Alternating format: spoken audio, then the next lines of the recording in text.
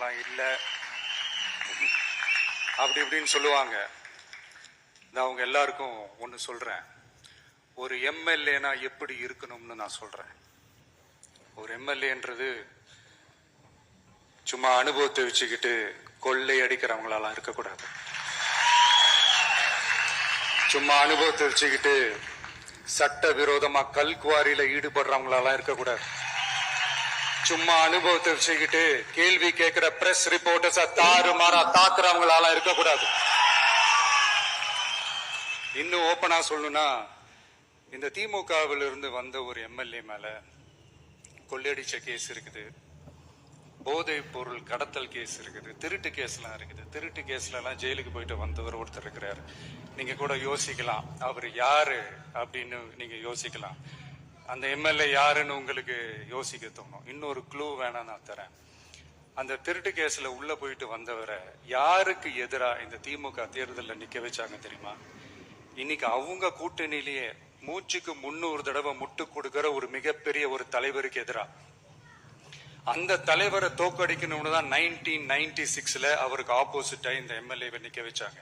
மரியாதை நிமித்தமா அந்த தலைவர் பேருங்க நான் சொல்ல வேணாம்னு நினைக்கிறேன். ஸோ இப்படியெல்லாம் இருக்கிறாங்க எம்எல்ஏஸ், நான் லிஸ்ட் போட்டு சொன்ன மாதிரி. ஆனா எம்எல்ஏஸ்னா சும்மா இல்லை, ஒரு தொகுதிக்கான அந்த மக்களுக்கான எல்லை காப்பாளர்கள். அப்படி இருக்கணும். களத்துல மக்களோட மக்களா நிக்கிற மாதிரி ஆளுங்களை தான் நான் செலக்ட் பண்ணியிருக்கிறேன். நான் எல்லா இடத்துலையும் எல்லா நேரத்திலையும் ஒரே நேரத்துல நான் போய் நிக்க முடியாது இல்லையா?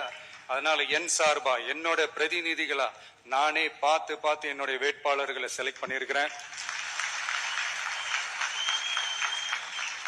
நம்மளுடைய அக்கா, நம்மளுடைய தங்கை, நம்மளுடைய அண்ணா, தம்பி அப்படின்னு சொல்லி நம்மளுடைய வேட்பாளர்களை செலக்ட் பண்ணி இன்னைக்கு உங்க முன்னாடி நான் ஒப்படைக்கிறேன். மக்களே, அவங்கள எம்எல்ஏ ஆக்க வேண்டியது உங்களுடைய பொறுப்பு.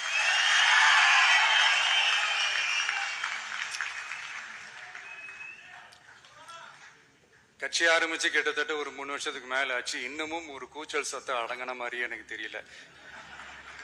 விஜய்க்கெல்லாம் என்னப்பா செல்வாக்கு இருக்குது, கூட்டத்தை வச்சு சொல்றீங்களா? அதெல்லாம் வேடிக்கை பார்க்க வர்ற கூட்டம்ப்பா. கூட்டம் வந்துட்டா உடனே ஒரு பெரிய ஆளா? கூட்டம் ஓட்டா மாறிடுமா, ஓட்டு சீட்டா மாறிடுமா? அதெல்லாம் எப்படி மாறும்? அதெல்லாம் மாறாது.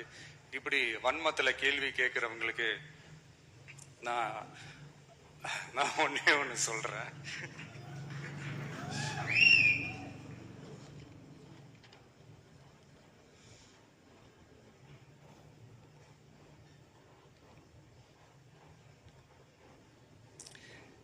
இந்த தேர்தல்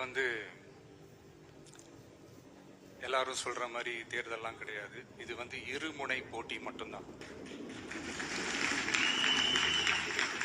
மக்கள் கூட்டணியான நமக்கும் ஸ்டாலின் சார் கூட்டணிக்கும் மட்டும்தான் இந்த தேர்தல். அதனப்ப ஸ்டாலின் சார் கூட்டணி பேரான மக்கள் நல கூட்டணியா? மொத்த பேக்கேஜ் அங்கதானே இருக்குது. ரிசல்ட் என்ன தெரிஞ்சதுனால என்னமோ அவர் அந்த பழைய மக்கள் நல கூட்டணியாவே மாத்திக்கிட்டாரோ என்னமோ எனக்கு தெரியல. உடஞ்ச கிளாஸ ஒட்ட வச்ச மாதிரி, கிழிஞ்ச துணியை தச்சை வச்ச மாதிரி, இது ஒரு ஒட்டு போட்ட ஒரு கூட்டணி, அவ்வளவுதான். அதனால நீங்க ஆல்ரெடி டிசைட் பண்ணி வச்சிருக்கிற மாதிரி உங்களுடைய ஓட்டை சிந்தாம செதறாம நம்மளுடைய டிவிகே வேட்பாளர்களுக்கும் நம்மளுடைய டிவிகே விசில் சின்னத்துக்கும் தயவு செஞ்சு ஓட்டு போட்டு. இப்ப நம்மளுடைய வேட்பாளர்கள் எல்லாரும் நான் சொல்றது கொஞ்சம் ரிப்பீட் பண்ணுங்க. மக்களுக்காக,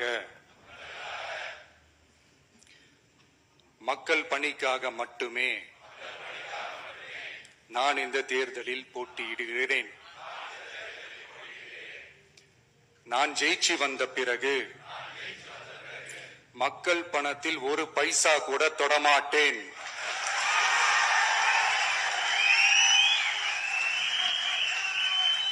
ஊழல் கரை படியவே விடமாட்டேன். பெண்கள் பாதுகாப்பை உறுதிப்படுத்துவேன். போதையில்லா தமிழகத்தை உருவாக்குவேன். சட்டம் ஒழுங்கை சரி செய்ய துணை நிற்பேன். சட்டம் ஒழுங்கை சரி செய்ய நிற்பேன். ஒரு நாளும் ஒரு நாளும் மக்கள் விரோத செயலில் ஈடுபட மாட்டேன். மக்கள் விரோத செயலில் ஈடுபட மாட்டேன். இது சத்தியம். இது சத்தியம். தேங்க்யூ.